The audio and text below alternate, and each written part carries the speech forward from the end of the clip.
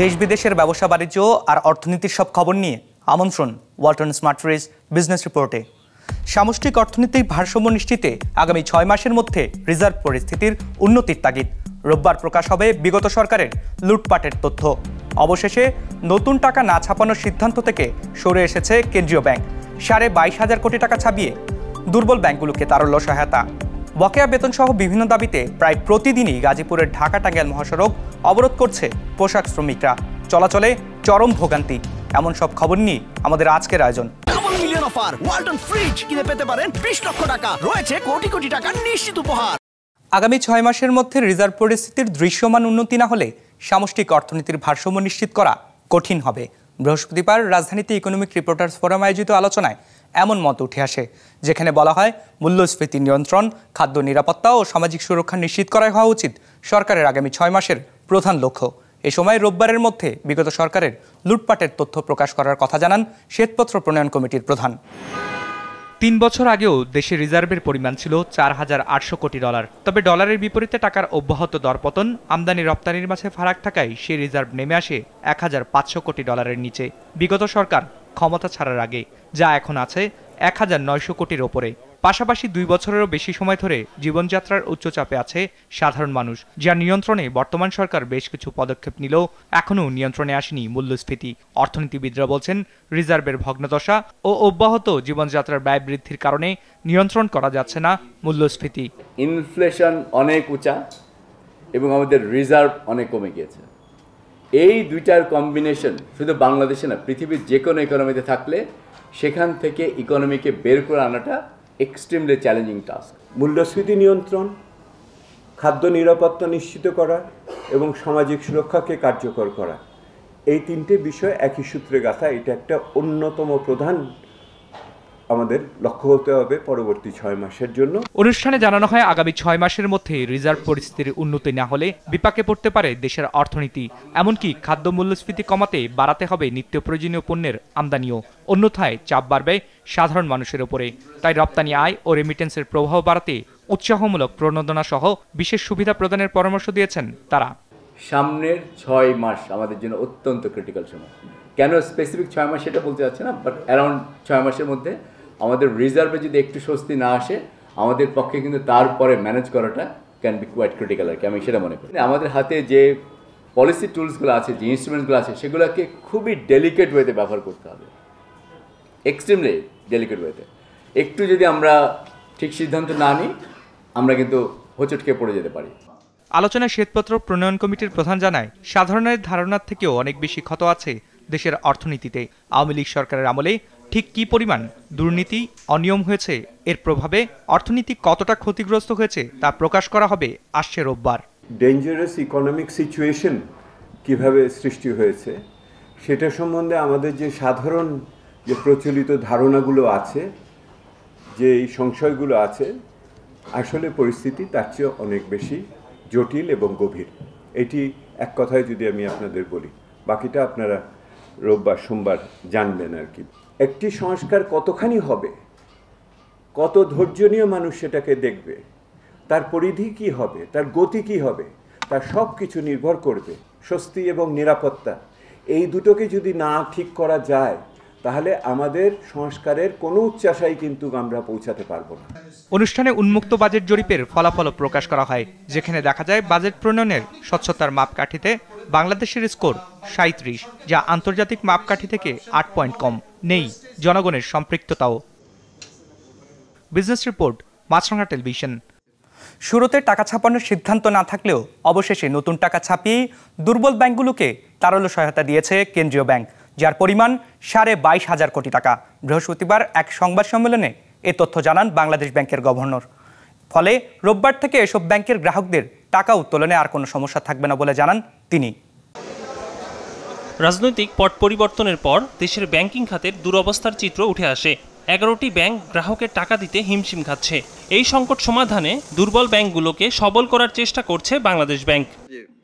কেন্দ্রীয় ব্যাংক ভবনে সংবাদ সম্মেলনে গভর্নর জানান, ন্যাশনাল ব্যাংক, সোশ্যাল ইসলামী ব্যাংক, ফার্স্ট সিকিউরিটি ইসলামী ব্যাংক, এক্সিম ব্যাংক, গ্লোবাল ইসলামী ব্যাংক, ইউনিয়ন ব্যাংককে 22,500 কোটি টাকার তারল্য সহায়তা দেয়া হয়েছে। রোববার থেকে এইসব ব্যাংকে চাহিদা অনুযায়ী টাকা তুলতে পারবেন গ্রাহকেরা। আমরা এটাকে সাপোর্ট দেব যাতে আমাদের প্রত্যেকটা ডিপোজিটর আশ্বস্ত হন এবং তারা ফুললি প্রোটেক্টেড থাকবেন, এই নিশ্চয়তা আমরা দিচ্ছি। এই কনটেক্সটে আমরা ইনিশিয়ালি ইতিমধ্যেই 22,000 কোটি টাকার উপর আমরা দিয়েছি এবং আমরা মনে করি যে এটাই যথেষ্ট হবে, প্রয়োজনে আরও দেওয়া যাবে। গভর্নর আরও জানান, টাকা ছাপানোর সিদ্ধান্ত থেকে সাময়িক সরে এসেছে বাংলাদেশ ব্যাংক, তবে এই টাকা দ্রুতই বাজার থেকে বন্ডের মাধ্যমে তুলে নেওয়া হবে। আমি একটা কথা বলেছিলাম যে টাকা ছাপাবো না, সেখান থেকে আমি সাময়িকভাবে সরে আসছি, কিন্তু পুরোপুরিভাবে নয়। আমরা এই টাকাটা আবার তুলে ফেলবো আমাদের বন্ড ইস্যু করার মাধ্যমে। বন্ড ছাড়ার মূল কারণ হচ্ছে আমরা এক হাতে লিকুইডিটি সাপোর্ট দেব, আরেক হাতে লিকুইডিটি উইথড্র করব। বাংলাদেশ ব্যাংকের কঠোর মনিটরি পলিসি অব্যাহত থাকবে বলেও জানান গভর্নর। খেলাপি ঋণ আদায়ে কঠোর থাকবে কেন্দ্রীয় ব্যাংক। আমার মনিটরি পলিসি কিন্তু পুরোপুরিভাবে নিউট্রাল থাকবে, অর্থাৎ আগের মতোই টাইট থাকবে। দেশের ব্যাংকিং খাতকে দুরবস্থায় ফেলার পেছনে দায়ী এস আলম। ব্যাংকগুলোতে থাকা কোম্পানিটির শেয়ার বিক্রি করে গ্রাহকের আমানত ফেরত দেওয়া হবে, সেটাকেও শোধ করতে হবে সরকারের টাকা। Ekramul Islam Khan, business report, Maasranga television. বকেয়া বেতন সহ বিভিন্ন দাবিতে গাজীপুরের ঢাকা-টাঙ্গাইল মহাসড়ক অবরোধ করে বিক্ষোভ প্রদর্শন করেছেন একটি পোশাক কারখানার শ্রমিক ও কর্মকর্তারা। এতে চলাচলে চরম ভোগান্তি পোহাচ্ছেন ওই রুটে চলাচলকারীরা। গাজীপুর প্রতিনিধি ফারদিন ফেরদৌসের পাঠানো তথ্য ও ছবিতে ডেস্ক রিপোর্ট। গাজীপুরের কালিয়াকৈরের চন্দ্রায় ঢাকা-টাঙ্গাইল মহাসড়কে সকাল থেকে অবস্থান নেন মাহমুদ জিন্স কারখানার শ্রমিক ও কর্মকর্তারা। শ্রমিকদের অভিযোগ, 1 মাসের বকেয়া ও সার্ভিস বেনিফিট পাননি তারা। এছাড়া ক্ষেত্রবিশেষে 6 থেকে 9 মাস বেতন না পাওয়ার অভিযোগ করেছেন কর্মকর্তারা। কথা দিয়ে কথা রাখলো না, মালিক পক্ষ যদি এরকম করে তাহলে আমরা সাধারণ শ্রমিক আমরা কি করতে পারি? গাড়ি ভাড়া দিতে পাইছি না, দোকান বাকি, রুম ভাড়া বাকি, সব বাকি, নিজে খাবার পাইছি না। কিন্তু আমাদের পাওনা দিয়ে দিলে তো একটা ঝামেলা হয় না। এই যে প্রত্যেকটা রাস্তা ব্লক করার লোকজন তারাই থাকা, এটা কেমন দেখার? পাওনা দানা বুঝে না পর্যন্ত আমরা গেটের সামনে থেকে কোথাও যাবো। অন্যদিকে মহাসড়ক অবরোধের কারণে এর আশেপাশে সৃষ্টি হয়েছে তীব্র যানজট। এ অবস্থায় সেখান থেকে চলাচলে চরম ভোগান্তি পোহাচ্ছেন মহাসড়ক ব্যবহারকারী যাত্রী ও চালকেরা। হেঁটে গন্তব্যে যেতে বাধ্য হচ্ছেন অনেকে। সবচেয়ে বেশি বিপাকে পড়েন ওই রুটে চলাচলকারী ঢাকা থেকে উত্তরবঙ্গগামী যাত্রীরা। গাড়ি ঘুরে এদিকে এসে নামাই দিছে, এদিক থেকে এখন যে হাইটে যাইতেছি, চিনি না কিছু না, ওই লোকের কাছে জিজ্ঞেস করে করে যাইতেছি। আমি যাবো অনেক দূরে, কি করবো এই অবস্থা? দেন কয়েকদিন পর পর রাস্তার মধ্যে এই অবস্থা। এমন অবস্থা খাবার দেবো কেমনে, এখন ফিরবো কেমনে? চাউলের বস্তা, এই যে কাপড়ের ব্যাগ, তারপরে এই যে তুষকেরা নিয়ে যাইতেছে মাথায় নিয়ে, মানুষের অনেক কষ্ট। যদি 300 টাকা ভাড়া যাত্রী ভাই 100 টাকা আমার ফেরত দিতে হয় ভাই। যাত্রীর বড় সমস্যা, যাত্রী বিভ্রান্তি। এই আঙ্কেল যাবে ঢাকা গাপ তোলে, আমি না পাচ্ছি চান্দরা, ওনার সাথে আমার ধোয়া লাগতেছে, ওনার সময় নষ্ট, টাকা নষ্ট। এইভাবে রাস্তা বন্ধ দেখে গাড়ি মালিকরে বুঝাই দিয়ে যে দেশের বাড়ি চলে যেতেছে। শিল্প পুলিশ জানিয়েছে, মালিকপক্ষ ও বিক্ষুব্ধ শ্রমিকদের সঙ্গে কথা বলে মহাসড়কে যান চলাচল স্বাভাবিক করার চেষ্টা করা হচ্ছে। আমরাও যে খুব বেশি মালিকপক্ষ হয়ে শ্রমিকদেরকে বোঝাবো সেই অবস্থাটাতে আমরা নেই। এমত অবস্থায় তারপরে আমরা শ্রমিক ভাইদেরকে বোঝাচ্ছি যেন জনগণের কষ্ট না হয়, আপনারা একটু ধৈর্য ধরেন, যে কোনো সমস্যা হলে তো ধৈর্য ধরে মোকাবেলা করতে হবে। 3 মাস ধরে প্রায় প্রতিদিনই জেলার কোনো না কোনো সড়ক মহাসড়ক অবরোধ করে বিক্ষোভ করে আসছেন শিল্পাঞ্চলের বিভিন্ন পোশাক কারখানার শ্রমিকরা। Business report, Maasranga television. Double million offer, Walton fridge কিনে পেতে পারেন 20 লক্ষ টাকা, রয়েছে কোটি কোটি টাকার নিশ্চিত উপহার। দেশে পিছিয়ে পড়া মানুষদের স্বাবলম্বী করতে চায় গ্রামীণফোন। সে লক্ষ্যে চালু করা হয়েছে ডিজিটাল অন্তর্ভুক্তি প্রোগ্রাম, যার আওতায় গেল 4.5 মাসে 29 লাখ মানুষকে প্রশিক্ষণও দেওয়া হয়েছে। বৃহস্পতিবার রাজধানীতে গ্রামীণফোন ও প্ল্যান ইন্টারন্যাশনাল বাংলাদেশের উদ্যোগে প্রান্তিক মানুষের জন্য ডিজিটাল অন্তর্ভুক্তির শীর্ষক লার্নিং অ্যান্ড শেয়ারিং বৈঠকে এসব কথা উঠে আসে। স্বাবলম্বী না হওয়ার কারণে আমার বড় বোনকে বাল্যবিবাহ দেওয়া হয়। লালমনিরহাটের খুশি পারিবারিক অসচ্ছলতা দূর করতে 2023 সালে যুক্ত হন ডিজিটাল অন্তর্ভুক্তি প্রোগ্রামে, যেখান থেকে প্রশিক্ষণ নিয়ে অল্প কিছু টাকা দিয়ে এপ কমার্সের মাধ্যমে শুরু করেন ব্যবসা। সেখানে আমি জানতে পারি ই কমার্সটা কি। আমি ই কমার্স সম্পর্কে কিছু জানতাম না। ই কমার্স সম্পর্কে জানার পরে আমি সিদ্ধান্ত নেই যে আমিও অনলাইনে একটা পেজ খুলব, এবং খোলার পরে সেখানে আমি বিভিন্ন রকমের প্রোডাক্টের সুন্দর সুন্দর ছবি, ভিডিও এবং লাইভ করব। তো আমি শুরু করে দিই। শুধু খুশি নয়, গেল 4.5 মাসে চা বাগান শ্রমিক, প্রতিবন্ধী ব্যক্তি, হিজড়া জনগোষ্ঠী ও পথশিশু সহ 32 জেলার 8টি ঝুঁকিপূর্ণ সম্প্রদায়ের 29 লাখ জনগোষ্ঠীকে প্রশিক্ষণ দেওয়া হয় এই প্রোগ্রামের আওতায়, যেখানে ডিজিটাল দক্ষতা বৃদ্ধি, অনলাইন নিরাপত্তায় সচেতনতা বাড়ানোর উপর গুরুত্ব দেওয়া হয়, যাতে তারা আত্মবিশ্বাসের সাথে নিরাপদে ডিজিটাল জগতে বিচরণ করতে পারে বলে জানানো হয় অনুষ্ঠানে। যাদেরকে আমরা ট্রেনিংটা করাচ্ছি তারা আসলে অল্প শিক্ষিত লোকজন, হ্যাঁ, তারা এই যে কন্টেন্টগুলো, ইংলিশের যে কন্টেন্টগুলো, এই জিনিসগুলো তারা আসলে ওইভাবে বুঝতেছিল না, তাদেরকে এটা বোঝানো, এটাও একটা আমাদের জন্য সবচেয়ে একটা বড় চ্যালেঞ্জ। মোবাইলের ব্যবহারে, ফেসবুকের ব্যবহারে যদি আমি একটু অসতর্কতা থাকি, তাহলে আমি কি ধরনের বিপদে পড়েছি, এই অসতর্কতার কারণে কোন কোন বিপদগুলো হয়েছে, এটা পরিচিত গল্পগুলোই বলার পরে ও তাই তো, মানে এটা রিলেট করতে পারছে, কিন্তু আমরা সেটাকে কিভাবে রোধ করতে পারতাম, এটা জানা দরকার আমাদের। দেশের দুর্বল জনগোষ্ঠীর মধ্যে ডিজিটাল অন্তর্ভুক্তি মূল্যায়ন করতে এই জরিপ পরিচালনা করে প্ল্যান ইন্টারন্যাশনাল ও গ্রামীণ ফোন। গবেষণায় 13টি গ্রুপের মাধ্যমে 4800 সাধারণ মানুষের কাছে ইন্টারনেটের ব্যবহার ও অনলাইন নিরাপত্তা সম্পর্কিত তথ্য জানতে চাওয়া হয়, যেখানে দেখা যায় জরিপে অংশ নেওয়াদের মধ্যে 50 ভাগই ইন্টারনেটের ব্যবহার করে না, আর 5 ভাগের বেশি মানুষ জানে না কিভাবে ইন্টারনেটের মাধ্যমে সুবিধা নিতে হয়। আমরা যখন ক্ষমতায়নের কথা বলছি আমাদের কানেক্টিভিটি সলিউশনের মাধ্যমে, এই ক্ষমতায়ন যেন গুটি কয়েক বা একটা সমাজের একটা গ্রুপের কাছে না থাকে, এটার মাধ্যমে যেন আরেকটা গ্রুপ পিছিয়ে না পড়ে। সবাইকে আসলে একসাথে যদি আমরা ইনক্লুসিভ ওয়েতে যদি আমরা এগিয়ে যেতে না পারি, তাহলে কিন্তু জিনিসটা আসলে সম্পূর্ণ হচ্ছে না। প্রান্তিক জনগোষ্ঠী, বিশেষ করে নারী ও তরুণদের মধ্যে ডিজিটাল শিক্ষার বৈষম্য দূর করা, অনলাইন নিরাপত্তা জোরদার করাই এই প্রকল্পের উদ্দেশ্য বলে জানানো হয় অনুষ্ঠানে। Ranjibul Mizan, business report, Maasranga television.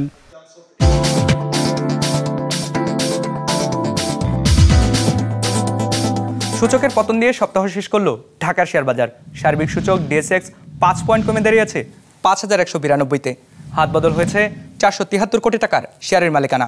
লেনদেনে অংশ নেওয়া প্রতিষ্ঠানগুলোর মধ্যে দর বেড়েছে 125টির, কমেছে 196টির, আর অপরিবর্তিত রয়েছে 69টির দর। এবার বাজার নিয়ে বিশ্লেষণ শুনবো অ্যালায়েন্স ক্যাপিটাল অ্যাসেট ম্যানেজমেন্টের। আজকে লাস্ট ডে অফ দ্য উইকে মার্কেট বেয়ারিশ সেন্টিমেন্টে ক্লোজ হয়েছে। এই উইকের ওপেনিং ইন্ডেক্স ছিল 5198 এবং তা খুবই সামান্য পয়েন্টস কমে এখন তা ফাইনালি ক্লোজ হচ্ছে 5193 পয়েন্টসে। অর্থাৎ ইন্ডেক্সে খুব একটা পরিবর্তন দেখা যায়নি এই সপ্তাহে। পাশাপাশি এই সপ্তাহের অ্যাভারেজ টার্নওভার ছিল মাত্র 400 কোটি টাকার মতো, অর্থাৎ মার্কেট ইনভেস্টররা যথেষ্ট কম পার্টিসিপেট করেছে এই সপ্তাহে। পার্সেন্টেজ ওয়াইজ আজকে প্রাইস বেড়েছে 32% কোম্পানির প্রাইসে, কমেছে 51%-এর, এবং অপরিবর্তিত ছিল মাত্র 17% কোম্পানির প্রাইসে। ফাইনালি সেক্টরের দিক থেকে আজকে সবচেয়ে বেশি টার্নওভার ছিল ব্যাংকিং সেক্টরে, followed by pharmaceutical sector, food and allied sector এবং টেক্সটাইল সেক্টর। দেশের বিভিন্ন স্থানে এরই মধ্যে শুরু হয়েছে আমন ধান কাটা ও মাড়াইয়ের কাজ। বন্যা কবলিত এলাকায় একটু দেরিতে আমন রোপণ হলেও ফলন ভালো হয় খুশি কৃষকেরা। হিলি ও নেত্রকোনা প্রতিনিধির পাঠানো তথ্য ও ছবি নিয়ে ডেস্ক রিপোর্ট। দিনাজপুরের হিলিতে বিস্তীর্ণ মাঠ জুড়ে শোভা পাচ্ছে সোনালী পাকা ধান। এরই মধ্যে বেশিরভাগ জমির ধান কাটা শুরু হয়েছে। উপজেলায় এবার 8117 হেক্টর জমিতে আমন আবাদ হয়েছে, যা থেকে 28,815 টন ধান পাওয়া যাবে বলে আশা করা হচ্ছে। এবার আবহাওয়া অনুকূল থাকায় এবং রোগবালাই কম হওয়ায় প্রতি বিঘা জমিতে ফলন হয়েছে 16 থেকে 20 মণ, আর প্রতি মণ বিক্রি হচ্ছে 1400 টাকা দরে। কৃষকেরা জানান প্রতি বিঘা জমিতে ধান রোপণ থেকে কাটা পর্যন্ত খরচ হয়েছে 10 থেকে 12,000 টাকা, আর বর্তমানে বিক্রি হচ্ছে 22,400 থেকে 28,000 টাকা পর্যন্ত। দাম ভালো পেলেও সার ও অন্যান্য উপকরণের মূল্য বৃদ্ধির কারণে উৎপাদন খরচ বেশি হবার কথা জানান কৃষকেরা। আবাদের যে খরচ সেই অনুপাতে যে ধানের দাম, সেই হিসাবে কৃষকেরা সেই রকম লাভবান হতে পারবে না। এখন বাজার 1400 টাকা, উপরে 20 টাকা বাড়তেও পারে, অথবা 1500 টাকা যেতেও পারে। এভাবে কৃষক এবার লস কম করবে। জেলায় এরই মধ্যে অধিকাংশ জমির ধান কাটা শেষ বলে জানান কৃষি কর্মকর্তা। 72% জমি ধান কর্তন হয়েছে এবং এটা চলমান প্রক্রিয়া। তবে এবছর আবহাওয়া অনুকূলে থাকায় আমাদের আমনের ফলন অনেক ভালো এবং কৃষক ভাইরা অনেক খুশি, এবং যেহেতু ভালো একটা বাজার মূল্যও তারা পাচ্ছে। নেত্রকোনায় উচ্চ ফলনশীল ও স্বল্প জীবনকালীন আগাম জাতের ধানি গোল্ড, ব্রি ধান ৭১, ব্রি ধান ৭৫ ও বিনা ১৬ ও ১৭ ধান কাটা শুরু হয়েছে। কৃষি বিভাগ বলছে এবার জেলায় আমনের আবাদ হয়েছে ১,৩৫,৯০০ হেক্টর জমিতে, যা আবাদের লক্ষ্যমাত্রার থেকে ৭৬০ হেক্টর বেশি। আলহামদুলিল্লাহ ভালোই হয়েছে, কাটাতে ৫ মণ ৬ মণ এবং ৭ মণ ওই অনেক জায়গা। মানে এই ধানটা আগে লাগাইলে আগে কাটতারি, যে দাম আছে ধানের ওই দাম যদি থাকে তেমন কৃষক পোষায় যাইতে পারবে, আর যদি তার নিচে থাকে তাহলে কৃষক খুব লসমান হবে। কৃষকেরা জানান চলতি বছর বন্যায় নিচু এলাকায় আমন ক্ষতিগ্রস্ত হলেও উঁচু এলাকায় ভালো ফলন হয়েছে। চলতি বছর জেলায় বন্যায় ২৪,৬৬৭ হেক্টর আমন ধান সম্পূর্ণ নষ্ট হয়েছে। বিজনেস রিপোর্ট, মাছরাঙা টেলিভিশন। দর্শক, আমাদের যে কোনো পর্ব নিজেদের সুবিধাজনক সময় দেখতে সাবস্ক্রাইব করুন বিজনেস রিপোর্টের অফিসিয়াল ইউটিউব চ্যানেল। ফেসবুক পেজে লাইক দিয়ে আপডেট থাকুন ব্যবসা বাণিজ্যের আলোচিত সব ঘটনা সম্পর্কে। আর আপনাদের মতামত জানান কমেন্টস অথবা ইনবক্সে। আজ এটুকুই, বিদায় নিচ্ছি, ভালো থাকবেন।